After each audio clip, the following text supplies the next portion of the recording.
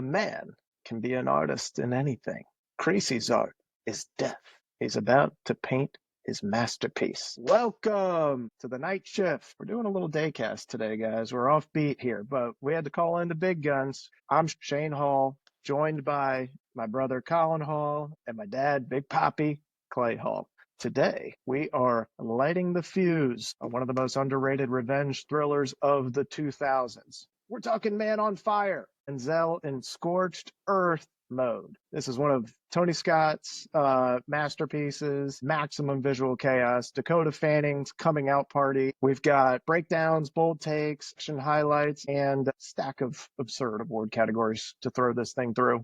Gentlemen, what are your first thoughts on this movie? I didn't know until you told me you were going to do this review that this was a remake, that there was originally one in 1987 that was pretty popular, and I'm of an age where I would have remembered it if it was super popular, but I didn't even know about the 1987 one, and this one came out, and of course you guys know I'm in love with this movie.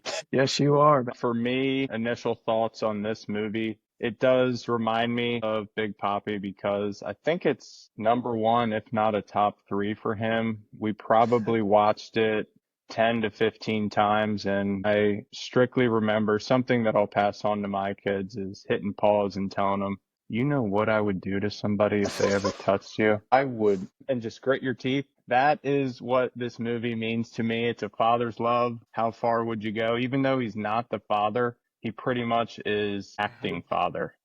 I love it.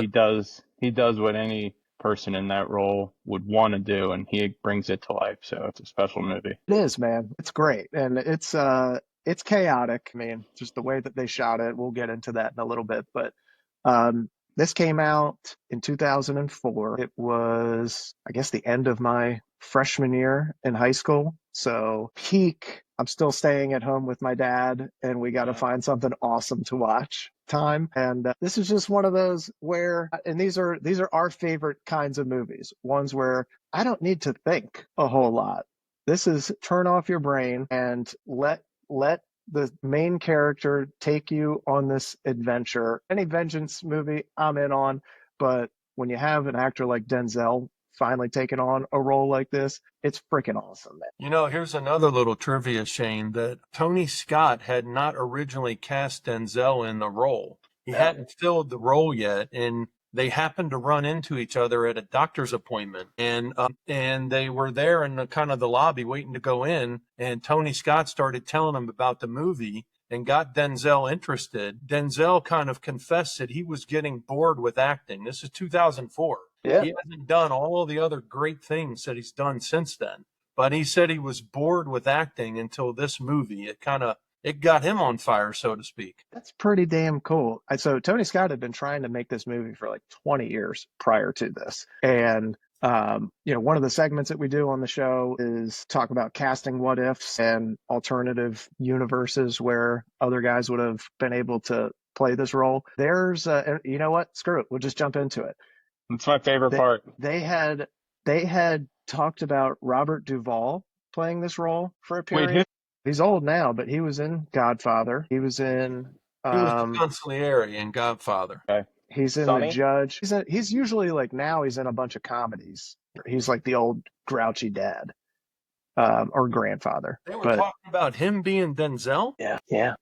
I saw another one that it was supposed to be De Niro. De Niro was also on the list. I think it's just the time. So he started trying to make this movie in like 1987, and people were just like, not really into it. Tony Scott, I don't think he's any longer with us, but his brother Ridley Scott is the one that you see most of the director stuff for now. All those Ridley Scott movies, Gladiator and all that. But yeah, but Tony was a great director in his own time. This movie came out in 2004. Main cast is Denzel, Dakota Fanning, Christopher Walken, Mark Anthony, and Mickey Rourke. And the budget was 60 to 70 million. Box office 130 million.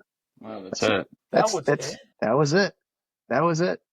Wow. Now, at the same time, this movie came out, we had Passion of the Christ, we had Kill Bill Volume 2, and we had The Bourne Supremacy. Okay. It might have gotten overshadowed by Bourne. Passion, I can remember back then, I don't know, 15. Passion had like a whole world unto its own of people talking about it at that time.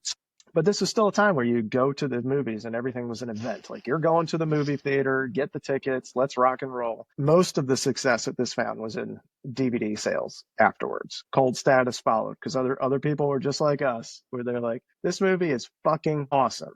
So you go to Rotten Tomatoes, the critics have it as a 38%. Audience has it at 89%. So Yeah. big middle finger to the critics. Yeah.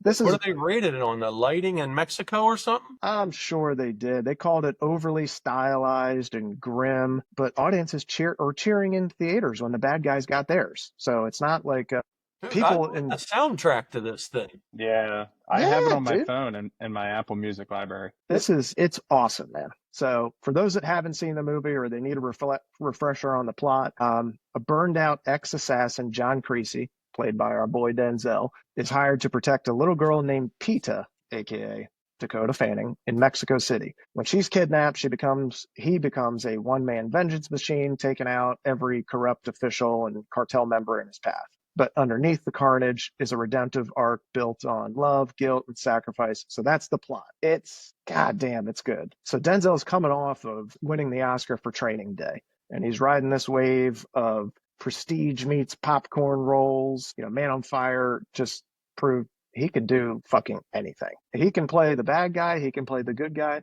And some of his other roles, like Training Day is probably the first one where he was a bad guy, but this is probably the first role that I can think of for Denzel, at least in my Rolodex of movies that I have for him, where he's the anti-hero. You know, Denzel is just, he's a fucking anchor, man. Anytime that he is on the screen, he's got my full attention. It doesn't matter what he's doing, but when he's kicking ass and taking names and has virtually no help doing it, it's even better because it's I don't believable. know the exact sequence of this, but up until this movie, I don't remember him in any kind of action like where he's, very, very violent and physical. Even in Training Day, he really was. And he's always been a wonderful actor and a guy that could play lots of roles. But in here, you saw Dark Side, Book of Eli, The Equalizer. All of those sort of kind of came after this, where he showed that he can really bring it and really like the idea that he's an assassin or a CIA guy. That sort of starts to come to life after this one, and he just fell right into it. 100%, man. This is more of like I'm gonna expand my horizon here and show people that I can do shit that they've never seen me do on screen. And frankly, I haven't seen anybody else do on screen prior to this. I mean, he literally duct taped a guy's hand to a steering wheel and cut his fingers off. Yeah, he got the American Alpha Dad Award. Yeah, you just don't see that in these movies. Like now you do because it's like everybody's trying to shock you and do all that stuff. But everything he does is. But if you saw it today, you'd see it like a B actor on Netflix. Yes. You wouldn't see an A-lister who you're used to seeing in a movie like Philadelphia, where taking your heart away is a lawyer who's saving a guy with AIDS. 10 years later, he's cutting off their fingers and pronouncing in Spanish correctly as he gets ready to kill him. Yes. I mean, that was amazing. I wonder how much he studied Spanish for this. Well, in Training Day, he speaks Spanish well. Dude, he's like the one guy where he can be a black guy, a white guy, and a Spanish guy at the same time. Like, I can't like pin him down. Like, he is one of those chameleons. Yeah. Well, that's the sign of a great actor, man. He can morph into anything that he wants to. So Dakota Fanning, she's only 9 years old during this filming. And at the time, I remember thinking, this is the greatest child actor I've ever seen. Ever of all time. Ever. I mean, there is one guy who I think could compete. You it's talking the Macaulay? kid from Sixth Sense. Oh my God. Haley Joel Osment. You know that Dakota Fanning, when they started filming, she was so young, she didn't even have her front teeth in for part of the filming. And they literally were going to put fake teeth in, and they decided, they could go back in and refilm some scenes where her teeth weren't all the way in. Yeah. Well, they did it, man. She was amazing. I don't think there's been a performance by anybody else since then that has bested this one. I think that's right for modern, but you got to remember, like Jodie, like Foster was once a child actress. Yeah. Leonardo DiCaprio was like a 9-year-old Oh, doing things. Yeah. okay. All right. I'm gonna have to disagree respectfully with you and tag along to Shane. I don't see any competition. It was the best kid role in my opinion. She was amazing. Yeah. For what they asked her to do. It wasn't a comedy role. This was like hard. So we have Tony Scott, who we mentioned earlier, also directed Top Gun, directed Enemy of the State, directed Crimson Tide. Yep. There's more to his Rolodex, but this was the one that was far and away the most stylized and aggressive phase of his career. And like I said, he was obsessed with the making of this movie. He tried to direct it in the Ace after this movie is actually based on a book written by A.J. Quinnell. He was turned down for not being experienced enough at the time, which led to him taking Top Gun instead. So I would say, he did all right. He kept coming back to this material until he finally got this thing greenlit, 20 years down the line. What do you think about the way it was shot? Love it. I love the music. I love the scenery, the mix of raw, like what appears to be raw footage at times with grainy film and other times, normal cinema. It pulled me in because it seemed like they were filming, like somebody was filming this while it was happening. And that just and the plot was just amazing to me. Yeah, I like the bedroom scenes where Creasy goes and his demons come out. I thought those shots were amazing where he keeps loading up the gun and you can see him contemplating and he's drinking. And then being in actual Mexico City was awesome because it made it real. And everybody, especially Americans, have this thought of, oh, it's so dangerous over there. So I think shooting it there, having the real scenes of what he's going through all pulls together and brings you in kind of as like you're there feeling it with them. So I thought the shooting was really good, and especially the action scenes seemed really realistic too. I don't know much about shooting and angles and stuff like that, but for me it was really believable. So he used 6 different types of film, including reversal stock and hand cranked cameras to try and create this chaotic, emotionally heightened aesthetic. Okay. So he wanted the viewers to feel Creasy's unraveling psyche is why he filmed it that way. And most of the scenes were shot with 3 to 4 cameras rolling simultaneously, which kind of allowed them to improvise or stay in the moment, especially like the Denzel and Dakota scenes. And that's part of why their chemistry feels so natural, because they just kept rolling and kept rolling and kept rolling and just let them do their thing. Shane, I also know, because I did a little research, that Denzel and Christopher Walken and Denzel and Dakota, half of all their scenes were ad-libbed live. And to your point, with the cameras rolling and rolling, they just kept going. And they had like a framework of dialogue, what they wanted to accomplish. But you can imagine a master like Christopher Walken and somebody like Denzel. They just made it up on the fly and it worked great. And then there's this young 9-year-old and you're thinking, well, she couldn't do that, but she did. She did. She did it damn well too. Even the scene that sticks out. I mean, there's so many of them that she does that they're great. But I love it when they're sitting down, they're at Christopher Walken's house having a party, and I think this is as good a time as any, and gives him a gift that she had saved up for and bought for him. And that was probably, I mean, he had started having feelings for her before that, but that just cemented it for him. Like, oh my God, somebody finally feels love for me again. Like he hadn't had that. And it's just a really beautifully shot thing. And knowing that they ad-libbed a bunch of this stuff, it makes it feel real and authentic, and it's just so damn cool. I don't know how I feel about the way that it was shot, because I haven't seen any other movies shot similar to this. So, I mean, I could be wrong. Maybe somebody else tried something like this, but it's very unique to this film. And sometimes it's a little harder to follow, and sometimes I wish it was more of like a traditional style, like a Den of Thieves or a John Wick or something like that, where it's just, your basic movie. But I think that's also kind of what makes it stand Yeah. out a bit is that you remember shit. This one, not only is the story awesome, but the way they filmed it was so different than how things usually are filmed. And Dad, you talked about this offline. Filming took place in Mexico City, where real world kidnapping, the whole epidemic, was actually going on It during was the happening making of it. during the movie. Yeah. The mom of PETA, she had 4 to 6 bodyguards with her at all times, and her 2 of her bodyguards got kidnapped. Oh my All God. of the actors like had to stay together, and they were under constant threat of kidnapping. And another little tidbit, the movie, there's 2 brothers, right? Aurelio and the voice, right? That's who Yeah. are the Daniel. bad guys. They are real people. Those were real people in the 70s who the book was written about.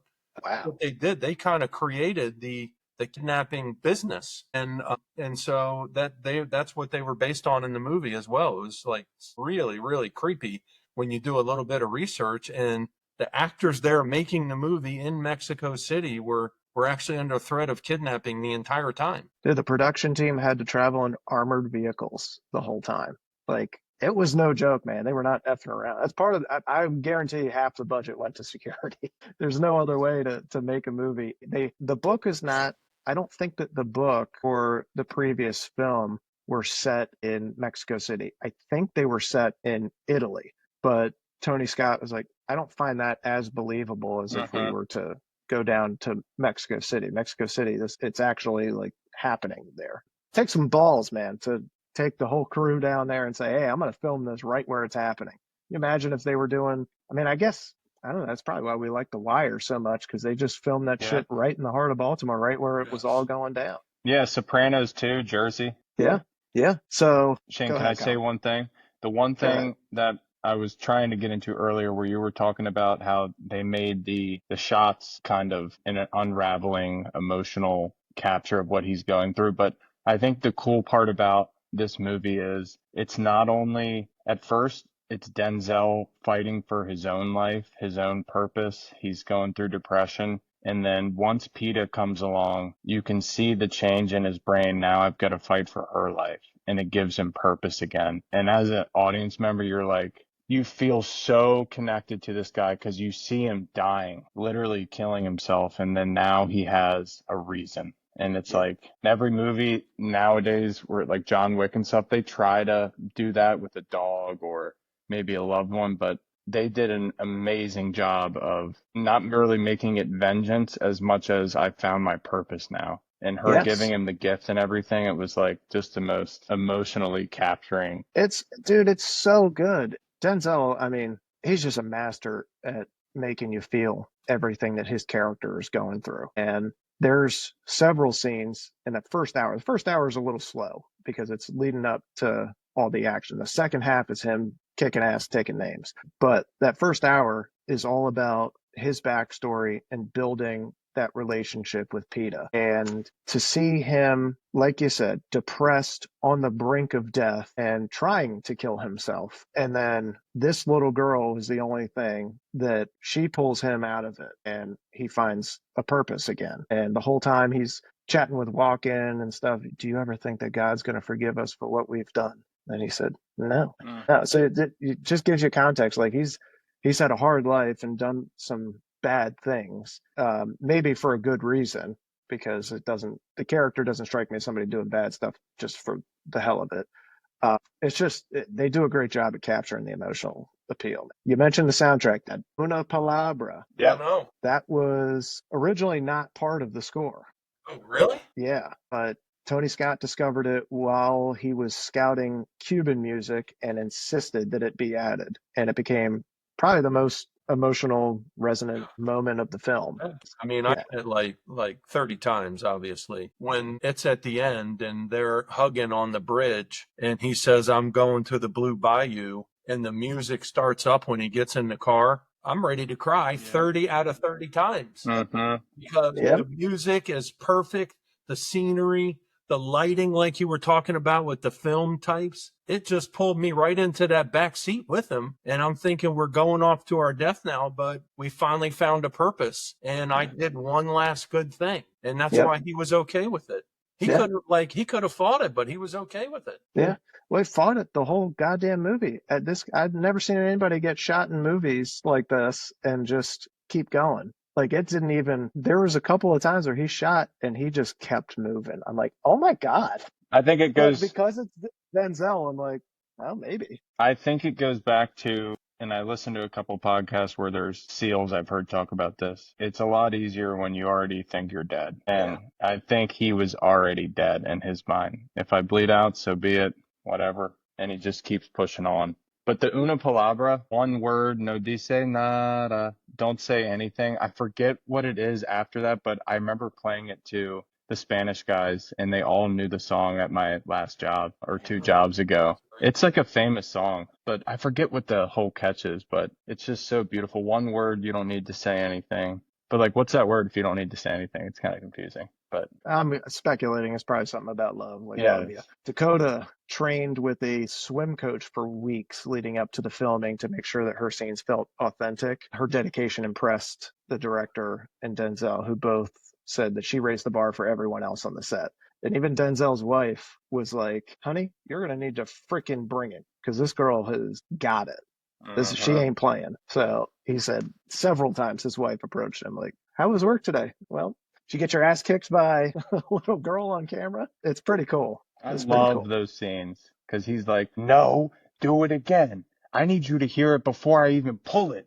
And that's when you go. It's like, man, that was an bricks. amazing scene. Back to how many things we did Yes. with lacrosse, basketball, soccer, football. Just like he was right there, Colin. Your point was right. He was being a parent to her Yes. when her parents weren't being it for at least this context. Mm-hmm. Yeah. Cheering her on. The parents were pretty goddamn absent in this movie. And as the movie goes, you see the dad's actually a piece of shit. Yes. And the mom is not, but also is trying to live the life of, taken domestic housewife. You know what I mean? Just like she's a kept woman. I have to go to the salon. I got to do this. I got to do that to try and, I'm guessing, keep up with the social scene in Mexico City. But they don't seem interested in what the daughter's doing at all. So, and I think he picks that up and takes on that She's a role. piece of shit in her own way because although she doesn't, effectively hurt her daughter, she keeps her in a situation with an absent dad in a very dangerous city just so she can keep this life of stay-at-home mom. And she doesn't even do most of the momming. They've had bodyguard after bodyguard. She does lessons. She does this. She's kind of just doing the bare minimum. And I think that's kind of glossed over because if she really, really, really loved her, she would be away from that guy, living somewhere She safe. seemed to fall much more in love with her daughter after she was kidnapped Yes. than beforehand. Yes. And, when Denzel figures it out and Creasy comes back to the house and the mom and dad are there, one of the questions you had is, what's unbelievable? And I thought about some of the deaths and the killing. The only unbelievable thing to me was that he let the dad kill himself. I would have put a bullet right through his face the second he admitted that he set up the kidnapping. Yep. And I don't care that he killed Mickey Rourke. Yep. I don't care that he went back and got even with him. You did this whole thing because you were a greedy F-bomb and you put your kid out there? My God, dude.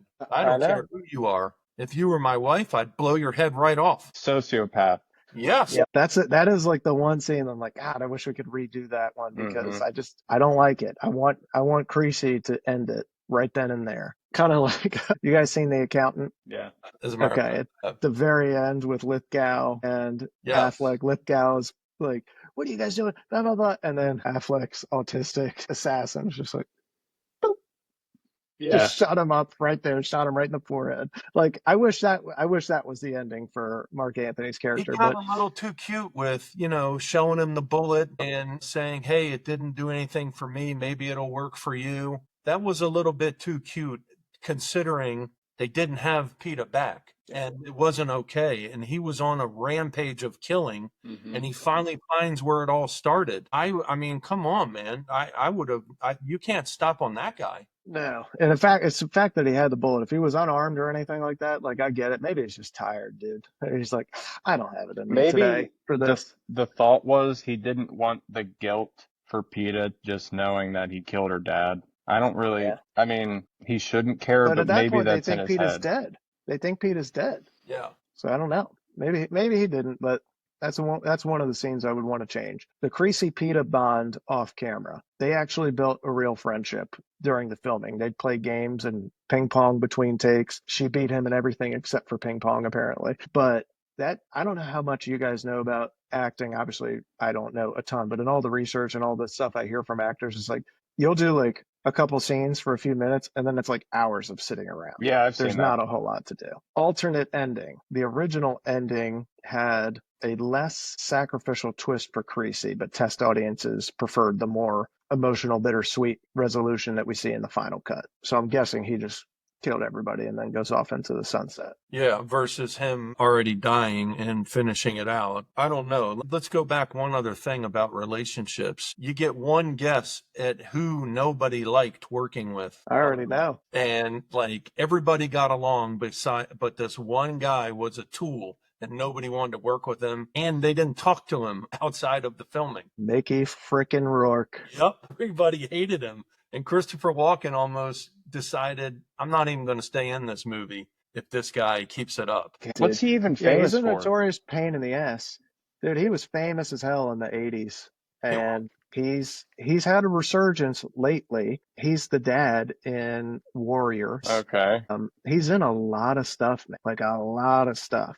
But he's also had a lot of work done. He's on steroids out the Yeah. wazoo, human growth hormone. It's unpleasant, man. He's Anybody with the name notoriously Mickey, difficult. I just don't trust. Sorry, Mickey. I just think Well, that's I think the tension is no matter what he thinks he is Denzel. He doesn't see himself as Mickey Rourke. He sees himself as I'm the fucking star. Supporting actor. That's the best you'll ever be is Yes. a role player in there. Savor that because otherwise you'd be a janitor. What was his big movie in the 80s? Was it 48 Hours? No, it was 9.5 weeks. Okay. And it was like he was the leading man and it was very, very sexual, a lot of like nudity and sex scenes. And it was with like, I think Kim Basinger at the time. So he was this guy who thought he was going to be Richard Gere for the next 30 years. And he literally like fell off the map after that. And for a while, he was going to be a professional boxer. And he got his ass whipped when it was an actual athlete. They just tore him up in 3 seconds. And it wasn't filming, it was real competition, and he got lit up. Is it Van Damme? No, he got in a boxing match with an actual boxer. And he said, I've been training for these movies and I could do this. And so he got in a boxing match and he got destroyed. And that's when he was like, okay, I got to start working out. And then he literally like just super freak on the roids. And he's in Iron Man. Yeah. Like he's in a bunch of stuff. The Wrestler, like he's in a lot of recent stuff, but in the recent stuff, he's usually like a grouchy old fuck. Not that dissimilar from Robert Duvall, but Duvall's like a good actor. Yes. Yeah, he was a pain in the ass. I did read that. In early development, producers considered De Niro, Marlon Brando for Creasy. Sergio Leone was even approached to direct it in the 80s, and Tony Scott had previously pitched the idea with Duvall as Creasy before Denzel came on board. That's such a cool story, though, about them just meeting in a freaking doctor's office. You wonder how many movies like that's what ends up happening is like these guys just run into each other and they're like, fuck it, let's make a movie, man. You know who Tony Scott had done a movie with, and his brother eventually did another movie with that he thought would be good for the role, and he wanted him, and the guy said no. Crowe. Yeah, Russell Crowe. I could see that. Russell Crowe may have been pretty good in this role if you think about, obviously we know Denzel did it, but Russell Crowe might have been great at that time. I don't know. He was so good in Gladiator. Yeah. But I couldn't see anybody topping Denzel the way with the emotional connection. And Colin, you're totally right. When all those scenes when he's in the room battling his own demons, that's a plot. That's like part of the story that makes you fall in love with the character because he knows he's not pure. He knows he's done things. He's racked with guilt. He's totally depressed. And, that's the big setup for his life turnaround. That's a lot of range for like 60 minutes. Yeah. And I just don't know that. I'm sure other actors could do it, but I don't know if they do it better than him. You have a hard time convincing me anybody's going to be better than Denzel at whatever character he decides he's behind and wants to play. Yeah. He's a top 2 or 3 actor in my book, and ever. Like, I just don't see anybody doing. He's had some bum roles, every actor has, but I just don't see people being able to pull off what he pulls off in the amount of time that he has. And he's so goddamn charming too. That's what makes the relationship with PETA seem real. Is that he's, remember the scene where they're smiling, then don't first one to smile loses, and then she smiles and he smirks, and she's like, "See, you did that." Like, dude, I can't see Crow doing that. I can't Yeah. see these other guys doing that, and because they're able to Yes. mesh like that, it's just You could envision other people being the killer and doing a yes, great job, but yes, not also like the guy who went from "I'm not here to be your friend, sit back there and be quiet" exactly. to Creasy Bear, all in like 30 minutes. And, getting out and talking to the nun and saying, what he says to the nun, and the kind of like the foreshadowing that I'm the one that God forgot about, and I'm not savable. And she's like, of course you are. And for her, it's every day she's used to seeing people who have troubles in their life and can be saved. And for him, it's like, no, not me. It's bad. And she just smiles and is like, well, let's see how it goes. Yep, it's Yeah. great foreshadowing. I'm trying to So think of in anybody else. I just can't. I mean, the only one I can think of that comes close is Mel Gibson, but even then, he's not charming. I mean, there's a Maybe bunch a of young guys. Mel Gibson, maybe. A young Mel could probably pull it off, honestly. Is he as charming and disarming as Denzel? No. But there's a thing. There's a lot of guys that can do the rage and revenge. There's a lot of guys that can do charming. There's just not a lot that can do both. And certainly not in the same movie for the same character. I don't think. So they cast it perfectly. Ooh, I In got the book, one. God, I Sorry. swear to God, if you say freaking Danny DeVito, No, there's one guy who I think could do it, but not in 2004. Tom Hardy. Yeah, maybe. He's got the same. Now, he doesn't have, I don't think, the depth, but he's got enough of it that he's believable, and enough other scenes. It would be hard to see him like bonding with this kid, but I see all the other parts, and he could go dark in 30 seconds and believe that. listen, I'm watching. Don't get me wrong. He plays dark very well. I don't know about charming with a 9-year-old kid though. Yeah. I don't know. The book series has a bunch of sequels where he survives and Creasy survives and continues to work as a vigilante for hire, but Scott didn't want to do that for this. But it did make me think, if you were to do a sequel for this movie, what do you do? Because Creasy's dead. You could do, I don't know that you could do a sequel. I guess you could, because Creasy didn't have relatives either. It's not like his kid could become something like that. Maybe something happens to PETA, the way that they did in The Equalizer, where, there's a daughter of his really close mentor who he avenges in The Equalizer and eventually befriends her daughter.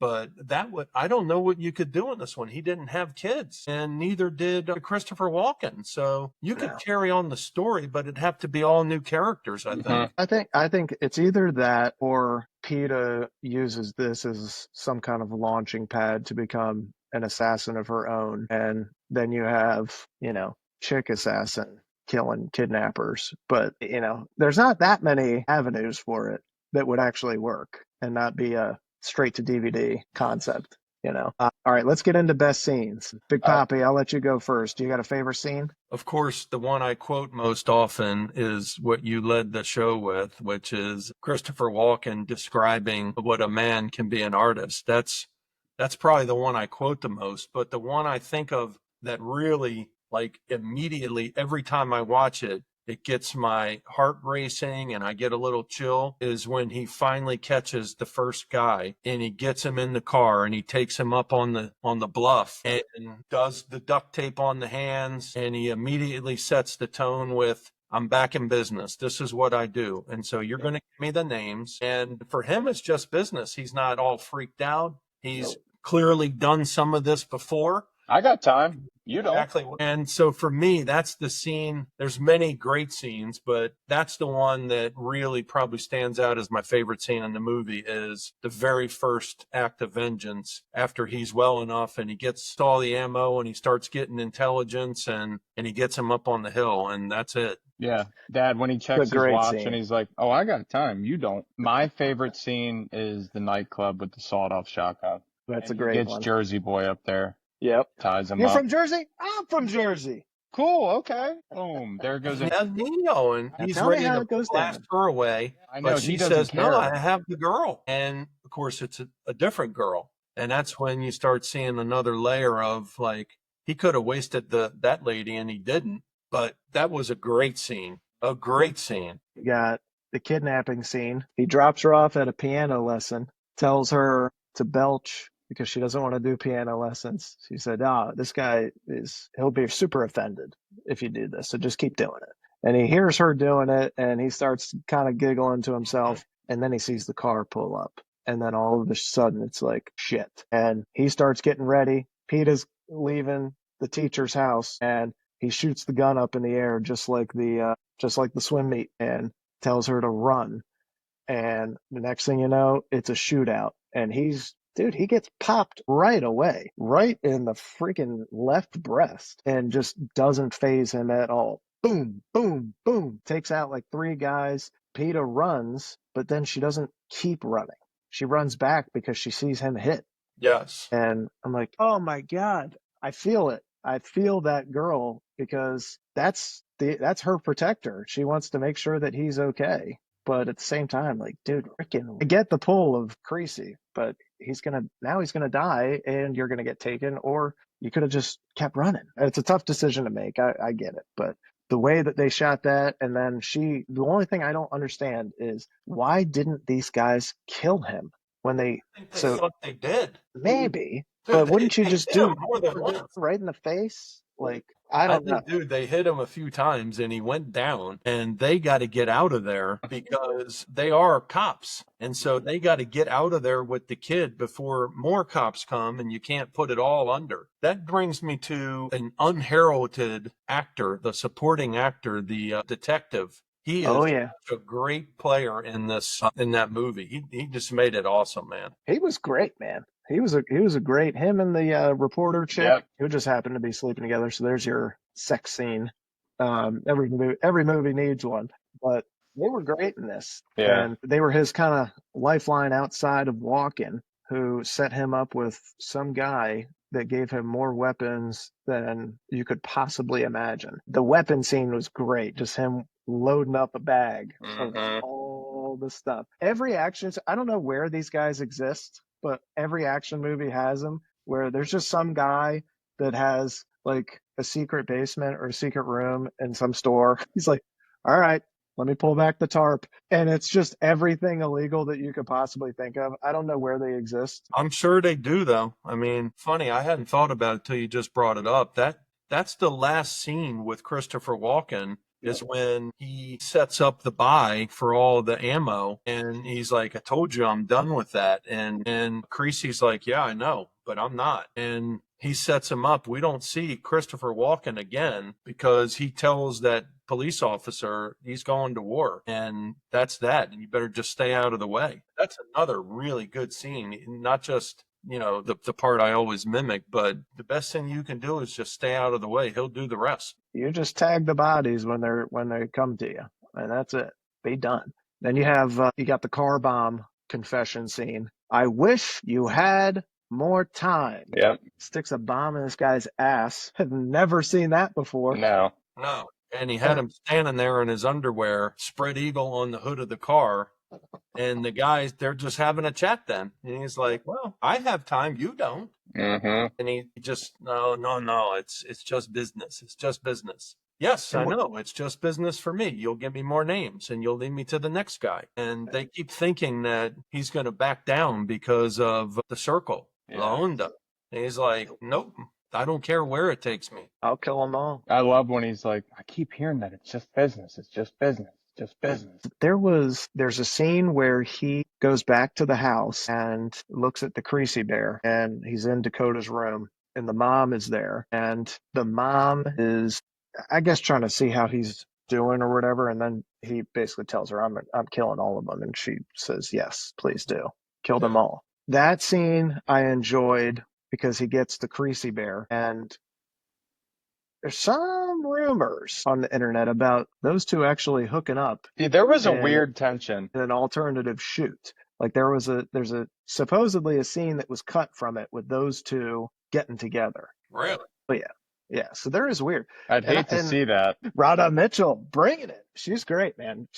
I will say though, she's not necessarily a weak link of the film, but she is in my poking holes category because she changes accents like 6 times in the movie. She If you does. pay attention. Plus, She's like half the movie, 3/4, she's a tramp. And all she Yes. wants to be is a socialite in Mexico. And then her kids, "Get the fuck out of my house." You know, you're freaking out all of a sudden. You just paid attention to your kid for the first time. She's 9. And now you're all upset she's gone. And I felt like, you know, an ending could have been, shit, Creasy and the girl take off and leave the mom with the kidnappers. Mhm. God, that would have been great. You know Yeah. what? I'd make that trade. Yeah.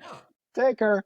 She's the one that's got the money anyways. So, She take is the her. weak link, Shane, in the cat thing. I mean, like, F that. Even Mark Anthony was a really good actor. He and was. just a piece of shit in the movie. Even if he, in his mind, had a reason. Of course, I would have killed him on sight if it was my own kid. But Rhoda Mitchell, she's right there with him. I would have stagged her, too. Yes. Yeah. You ever had a relationship with somebody that wasn't a child of yours where if something like this happened, you would go Creasy mode? I could see myself feeling it's not exactly a relationship because I think Creasy would have done it for if he saw a kid taken and he didn't know him. The fact that he had this with her and he had those skills, maybe he wouldn't go all out military like he did. You know, that no relation to me at all. Yeah, I don't know, man. That's a hard one because that bond is what might drive you beyond the realm of reason. You know what I mean? Yeah. I have once before. Go ahead. Neighbor of a first girlfriend, and she had said she was at a party and she locked herself in a room. There was a bunch of creepy guys and they were banging on the door and I could hear in the background, and I asked for a location and I drove there and there was a bunch of tough guys at the front, probably 4 years younger than me. And I went through the entire party, knocked on the door. She was like, "Get away, go away." And I unlocked it once she knew it was me and carried her out. And there was a bunch of guys yelling shit at me and just got her in the car and took her home. And she was a kid at the party? Yeah, she was 9th grade and it was like a senior party. Okay. But yeah, I did that. And yeah, I felt really good because I felt like Creasy in that moment. Like, yeah, I will kill all of you here and I don't care. And it felt really, really good. That's cool. That's a good question, Biggs. You? Yeah. I mean, I think there's people that you meet in your life that aren't related to you, but you develop some kind of a connection with them that feels like family. And, sometimes they're coworkers, sometimes it's friends, sometimes it's teammates. I can't speak on a specific instance where I've ever gone to this length, but yeah, I think it's possible for me. See somebody that, is not blood, but I saw a kid or a woman being damaged or threat of damage or, the scenario you said, Colin, that's a trigger. And if I know I could do something, and now I'm a little bit older and my memories are that I was much stronger, faster, and more awesome than I was. But if it was within my power, even if it was out of bounds, and I would do that for someone who was being taken advantage of and getting harmed, especially not just like a verbal bullying, like a real physical danger. Yeah, I would do something. It's a 2025 seems like it's a hard year to do that stuff in, but I think it's the right thing. And I don't think you can let social pressures keep you from doing the right thing. And that's something that we seem to be missing. Let's get back to scenes. Let's do, he finds Aurelio and goes up to this nasty ass fucking hut. Villa, whatever the hell you want to call it, finds the Voice's wife and brother and all their little offspring running around, which makes you think, what kind of piece of shit does kidnapping for a living and has a family of their own? And they're sitting on like hundreds of thousands of dollars and like just sitting on the cash, and they're living in this shit box. I don't get it. But he goes in and he gets this little asshole, and he gets hurt along the way. He gets shot because he's not paying attention and gets shot by this little rat. Finally gets the wife to call the voice and says, "Oh, you want your brother back? I got your brother." And he says, "Well, I've got the girl." And he said, "What do you mean you got the girl? Peter's dead." She's like, "No, she's alive. I'm a businessman. I'm a professional. She's alive." He goes, "Okay, if she's alive, I need proof of life. You hang up, you ask her, what's the name of her bear? And then you call me back." So he calls back and he says, "Creasy, it's the Creasy bear." And then he knows, shit, she is alive. "All right, you want your brother? That's fine. Here, I'll put your brother on the phone." Brother grabs the phone and Denzel shoots his hand off. Yep.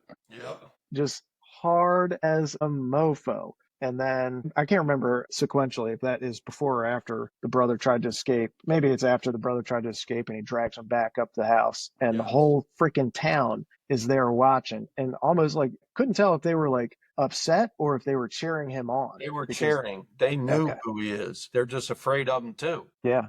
So they're rooting for this dude to get his what he's got coming to him, and such a good scene. So he sets up the swap, basically. I'll give you me, I'll give you a life for a life. You give me your life, I'll give you hers. And then it sets up that final scene where the first Caesar part come of back. that negotiation was a life for a life. I'll give you your brother, you give me PETA. And then somehow it turned into you get your brother back and me, and then we get PETA. Yeah, I didn't like that. I don't know how that Somehow it escalated to 2 for 1. Yeah, I don't like that. I don't know how that happened because that's what I thought originally when I first watched it. So I was like, all right, well, he gives him the brother and then he'll get PETA back, get stitched up, he'll be fine. But no, they just, the way that they went about it, I didn't see that happening, but fucking A. So you get that final scene where they pull up under this bridge and you see the cars parked. Denzel's got Tramp Mama with him and Daniel. I don't even know if the voice showed up to it, but at least a bunch of the thugs are there, gunned up, ready to go. And then you see PETA step out of the car and she's sprinting towards him and she's not screaming mommy, she's screaming Creasy. And that's like breaks your heart. Yep. Oh my God. And for him too. And then they have their little final conversation. He kneels down to hug her and can't believe that she's actually fucking alive, and he gets to hold her one more time, and he knows he's dead. He knows he's dying, and he's held on just long enough to say goodbye and make sure that she gets back. He said, "You run to your mother and don't look back. Run." And she listens this time, goes to the mom, and he walks off with these guys. And I kind of was like, I'm kind of okay with it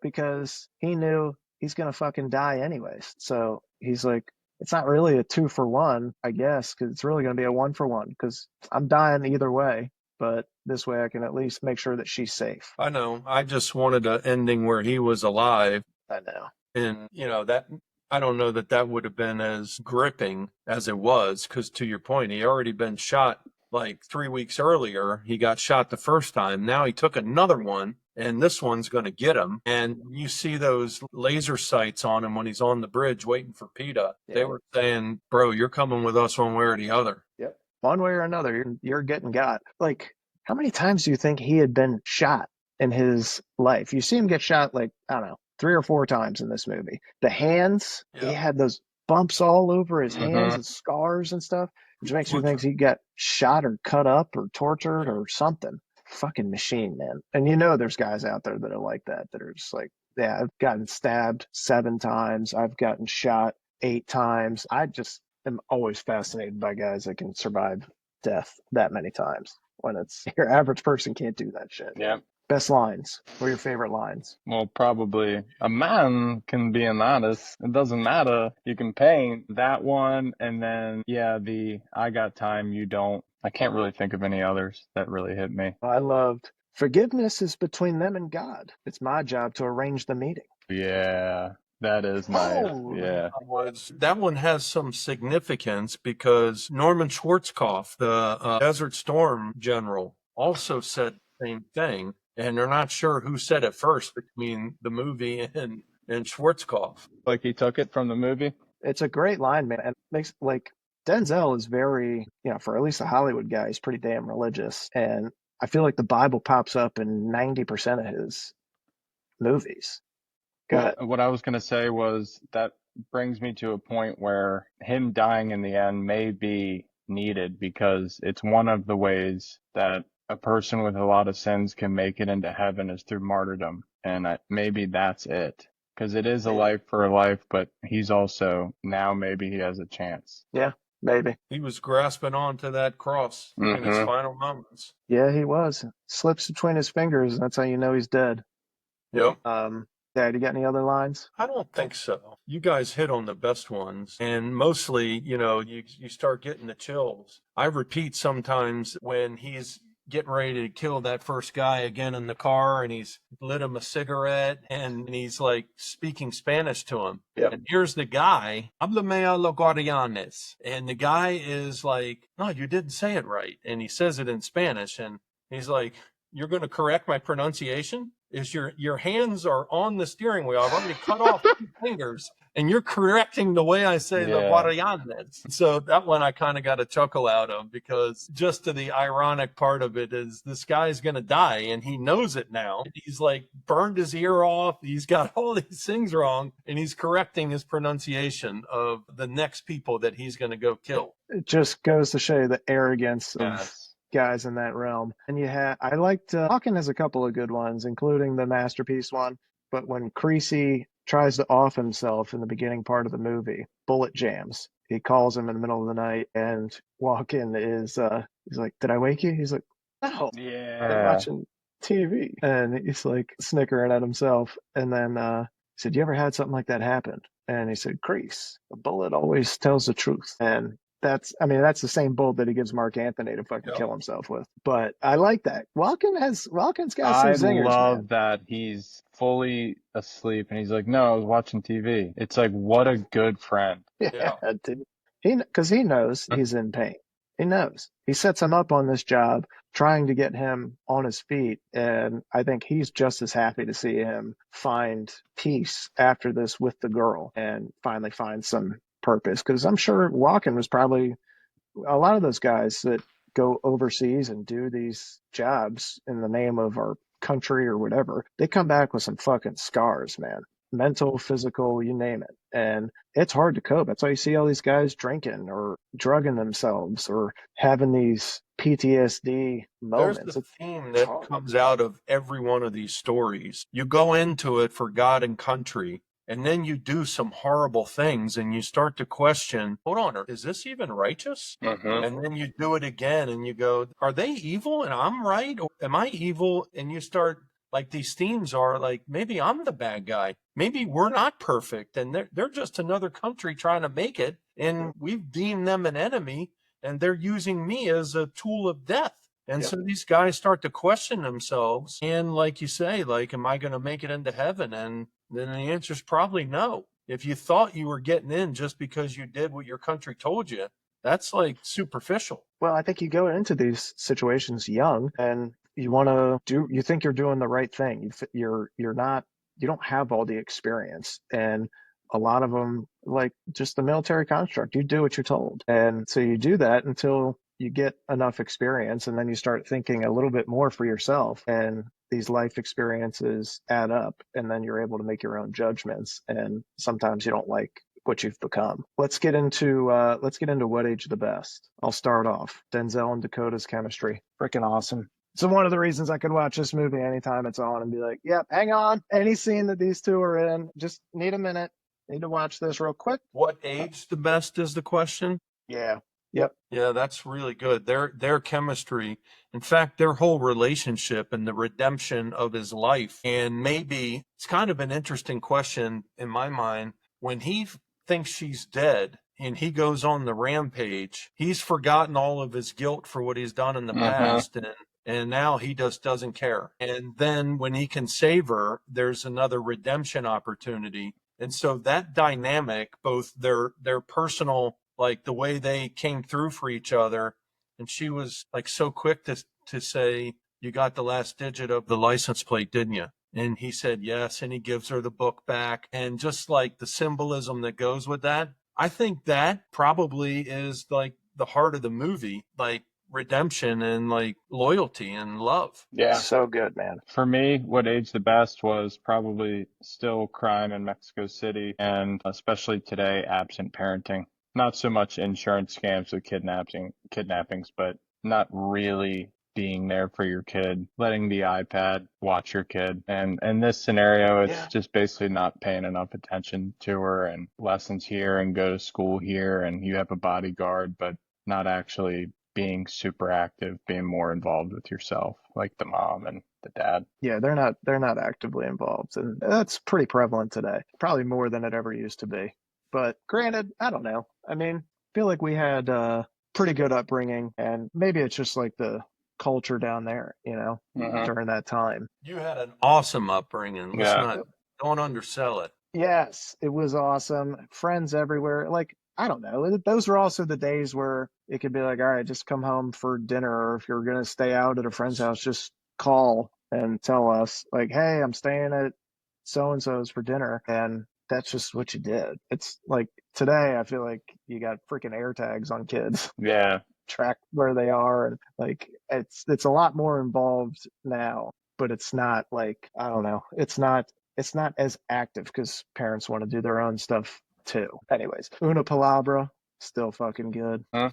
Love that. Any other what age the best? No, I think the whole movie, like, this was a perfect ending movie. There's some movies you make that you can't really do a sequel to, and you maybe know that going in. This may feel like Tony Scott, who tried to make it for all those years and had this vision in mind. He clearly wasn't thinking a series, right? No. Now, ironically, I'm pretty sure that they're trying to make a series out of this now. They are. Yeah. Netflix. Somebody's trying to make a series. Is it Netflix? Yeah. Okay. You can stretch it out. You can stretch out the plot and get to know characters more in depth, maybe, and you get different perspectives on stuff. This is just such a good. It's a 2.5 hour movie, so it's not a short one, but it's fucking good, man. It's really good. It's because it's got that emotional weight in an action movie, which you don't really see all the time. Usually action, it's just go, go, go, go, go. We get some awesome fight scenes, some explosions. You have a plot line. Sometimes it's good, sometimes it sucks. This one, it's got a little bit of everything, which is why it stands out for us and is always it's a staple for the Hall House.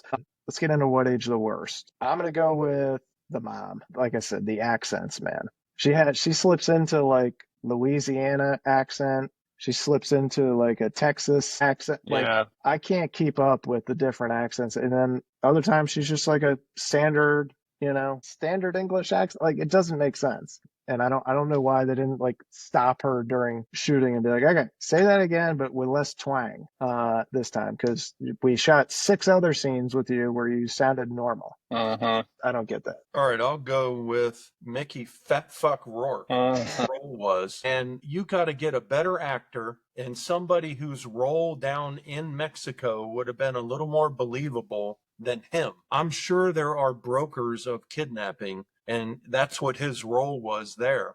But he played it like he was a cattle rancher, and he was just talking like he sucked in that movie.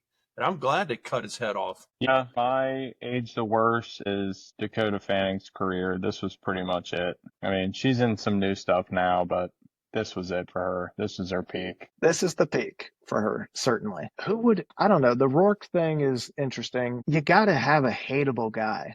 Yes, but yes. you don't need a steroid freak who acts like he's, still in Raging Bull. There's plenty of guys who could have played that role and been equally hateable, but in a way that was a little more authentic. He just seemed like he didn't fit. What if you get the guy like Lashif from, you know what I'm talking about? Like that. Yeah. Kevin Spacey. Okay. Perfect. Okay, I got one who could fit in. This is an ongoing thing. Kevin Spacey, Walken, Al Pacino. There's like 5 or 6 guys that pop up in every podcast. I like to squeeze Spacey in whenever I can, but a guy that could have played Denzel's role, Liam Neeson. Probably. Yeah. This is 4 years before Taken, which, similar. He probably could. I would say maybe not as well, but you could see him doing the full range there and creating a bond with a kid. You could see that, and you could certainly see him doing the killing because we saw him do it in Taken. Yeah. Is this Denzel's best action performance? You like it better than Equalizer? I'm going to say For just pure grit and action and violence, no. I like Equalizer better. I like that character. But the depth of this guy, his moral dilemma, his like wish to be accepted, like I don't want to be condemned to hell forever, and then this bond he creates with a girl, and then the rampage he goes on and like goes out the way he wanted to. I think it is one of his top 2 or 3 roles. Of course, I really like Book of Eli also for a lot of reasons, but this is probably the one where I saw the most Got the character most depth. development in Yeah. 90 to 120 minutes, where he's the whole movie, like the entire movie's him. And what is he thinking? What's he doing? Who's he going to kill, or who's he trying to save? It isn't like other movies, like even in Training Day, there's several characters. And in Book of Eli, there's other characters. And what's the other one I'm talking about? The Equalizer. There's other characters that are like equal. Here, he is the movie, and he carries it the entire time and just does a fantastic job. Yeah. Let's do awards and superlatives. All right. Who's your best supporting role in this? I'm torn between Christopher Walken and the detective, and I'm going to go with the detective. Okay. I think he mixes in more of the authentic, Mexico City element. And I love Christopher Walken, and he's obviously amazing. But I think that detective just does an outstanding job of creating an air. Kind of want him to do what he's doing. I'll follow him. I'll even help him if I can. But I will stay out of his way as well. I don't want to be caught up. Colin, who you got? I think the reporter. Yeah, she's good. Yeah. She's good, man. I'll go with Walken. I'll go with Walken. I think his little expositions are just crisp and on point. And he helps give a little context and support to Creasy in the first half of the movie. And he sets up basically the war against the cartel there. Most unrealistic scene. The blowing up of the ass. That's what I got too. That's the one that is most unrealistic for me, putting the bomb up his ass. Rectal bomb and just the 5-minute chill talk afterwards. That's my vote too. I'm quite sure it's probably fact-based and that they probably could and have done it, but that's there with me. That's the one I pick. I don't really know if I have one. Let's do overacting. The mom. Get the fuck out of my house! Yes, that part. Yes. That's probably right. I didn't even think about that one. I should have gone with that one. I wrote down Mark Anthony's breakdown moment where he's like, I just inherited my father's debt. Yeah. And he starts That's right there. giving his reasoning for why he agreed to do this kidnapping thing and blah, blah, blah. But you're probably right. It's Rhonda Mitchell telling everybody to get the fuck out of her house. Funniest moment. There's not a lot of funnies in this movie, but when the reporter says to the detective, he goes, hey, if I give you this, can I come over and we have dinner? Or can I sleep over or something? And she hands in the paper and says, whenever you come over, we don't do any sleeping anyway. And so there was one little funny exchange with those two.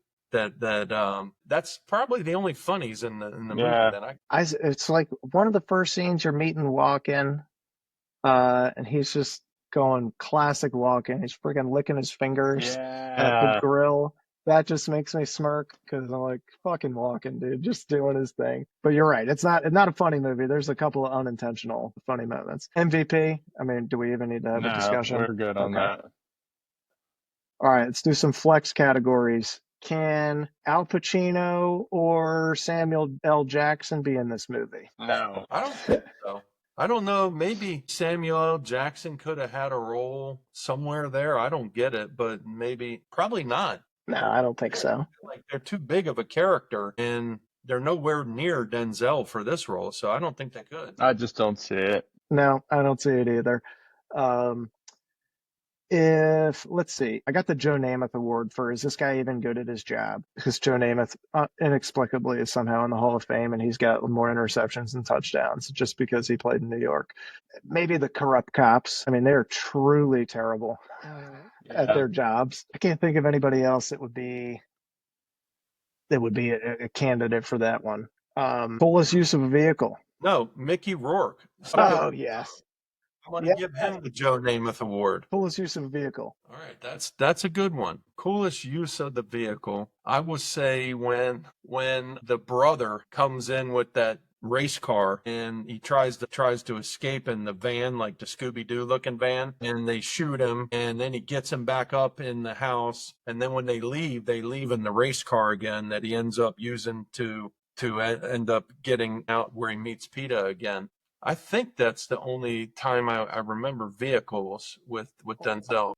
Only other scene I could think of is when he's got the first guy, he gets him duct taped into the steering wheel and then pushes the car off the cliff, and it freaking explodes on a beach. A bunch of people are playing volleyball. He's riding through the city, taking license plates on a scooter. Yeah. And all of a sudden he's a local, and he's got like the Dodgers jacket on, and he's got a bandana on, and he's mixing in and riding around. That's pretty cool, man. Good scenes. That's probably a good one. Is this the best title for the movie? Could you think of something better? Probably a lot. I don't even know that Man on Fire has a lot of context for me, but something with vengeance or redemption, something like that in the title would make sense to me. Let's talk about where it stands today, the cultural impact. I would say, so this is 04. This comes out. I think this inspires movies like Taken, Equalizer, John Wick. I think it cements Denzel as an action icon, not just a dramatic actor, because this is really his first action movie. And then I don't know that I've ever seen anybody film a movie like that before or since. Pretty much every movie with The Rock, there's a kid that he's protecting and he beats everybody up. I mean, yeah. A thing that's unique about this one is it's in Mexico City. You get a lot of the gritty Mexico City look and feel. I think that I didn't pay attention to it till you said it, Shane, that he used 6 different kinds of cinematography. That's not common, I don't think. And so you see like the forest a little bit when they're riding in the car at the end. You see the barrios in Mexico City where he's like in the middle of it, where the brother lives. So for me, it was like that was a glimpse into Mexico City and the kidnapping business that kind of persists even to this day, that I didn't pay too much attention to. This is what opened my eyes to it, and that it is a business. And oftentimes it's just a hijacking for, I'll take the kid and you give me the money and you get the kid back. But clearly they don't always turn out okay. Legacy-wise, this movie found a bigger audience after the theaters. So DVD, cable, streaming. I mean, this movie's probably been on FX or TNT or TBS, probably, I don't know, a million times since it came out. It's been on TNT for sure. This is, and we've talked about this on some other pods before, but you don't really have that now. Post streaming era, which I don't know when that really started kicking off, 2016, 2017, something like that. You lose the rewatch stuff, the stuff that is just on cable, and you can just turn it on, flip through the channels, and be like, oh shit, I got 45 minutes left on Man on Fire. This is great. This is where he's going through the nightclub right now. Let's turn it on. You don't have that. So I think that kids growing up today kind of miss out on the ability to just jump into a movie. You got to search for it, which sucks. It sucks. Yeah, you only had so many choices back in the day. What's on TV? Crap. And now you got the Cheesecake Factory menu. You can just go through everything. Exactly. When's the last time you guys have actually gone to a movie theater?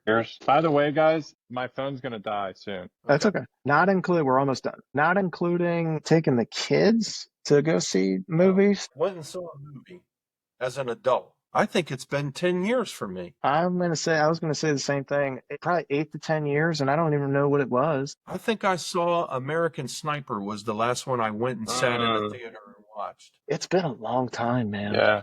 And that was one of my favorite things to do on Friday night, Saturday night. Yep. Let's go to the movies. Let's go. There's something great playing or something that looks awesome. Let's go check it out. Yeah, it's been a while, man. It was always a thing, but now it's the only time I go is for kid stuff. And the movies are good, but they're kid movies. It's not Man on Fire shit. Let's talk final score. All right, we'll get our verdict out there. Final score out of 10, 1 being it sucked, 10 being this is one of the greatest ever made. And you can do a point scale, so a 9.2 or something like that. All right, I'll go. Like Dave Portnoy. Yes, it is. It's kind of like that, yeah. All right, I'm gonna go 9.4. I'm gonna say something pretty close to that. I'm gonna say a 9.0. just for all the great things we've already talked about. I'm sure there could be a 10. I'm trying to think of what would be my number one movie of all time that would be a 10, but this isn't a 10, but it's pretty damn close. I'm going to give it a 9 too. It's a freaking awesome movie. And you got to, everything is within context. We're talking action movies, Yep. vengeance films, revenge films, whatever you want to call it. But it's rare that you get a movie that's this violent and tender. I mean, we've watched it each, I don't know, a minimum of 30 times a piece. Minimum. Still get choked up at a lot of the parts. Still, like, there's some movies that you watch where your hair stands on end and you're ready to go to war with the character and take it. And Denzel is just the epitome of that, man. So he put this genre on his back. This is peak Tony Scott, peak revenge. It's just a freaking awesome movie, man. So 9-2 for me. All right, 9-2 average. 9-2 average, boys. All right. We got to figure out what we want to do next week. I don't know. We'll talk offline on that one, but appreciate you guys joining. Cool. Thank you guys. Thanks, Dad. All right. Good seeing you guys. I hope I didn't embarrass the family. If I did, I'm sure I'll hear about Not it. at all. You did not. You did the best, actually. All right. Love you guys. Love you too. That's going to do it for this week's episode of The Night Shift. Huge thanks to our guests for joining us, especially my dad. Thanks, Pops. And of course, big thank you to all you guys who tune in. Whether you're a longtime friend or just catching up for the first time, we see you and we appreciate you. So thank you. If you missed it, last week on the House Cats Podcast Network, we dropped a few Dealmakers episodes. We interviewed Ryan Brazel of Rosso Commercial. We interviewed Jameson Mullen of USA Mortgage and Justin Santini, our very own house cat, who started his own contracting company, which would be awesome for anybody that's looking for work done around the Maryland area. And last week's Night Shift, we covered Russell Crowe and Ryan Gosling in one of the funniest action movies that no one's ever seen. The Nice Guys. So you get an opportunity, get some free time, an hour free, go ahead and pop that one on. That's a fun one. And this week, coming up, we got a great week ahead. It's only Monday. So this week, we're interviewing David DeSantis, COO of TTR Sotheby's International Realty in D.C. Very much looking forward to that conversation. We interview Sean and Jen Degnan of iTrip Annapolis, one of the premier short-term rental agencies in the area. And we also tentatively might be interviewing our very own Nikki Ford, one of our best buds. We'll be back with some more stuff this week. We got a lot in store for you guys. As always, if you like the show, hit that follow button, leave a review, share it with your crew. We're building something fun here. One story, one scene, one shift at a time. Till next time, Night Shift.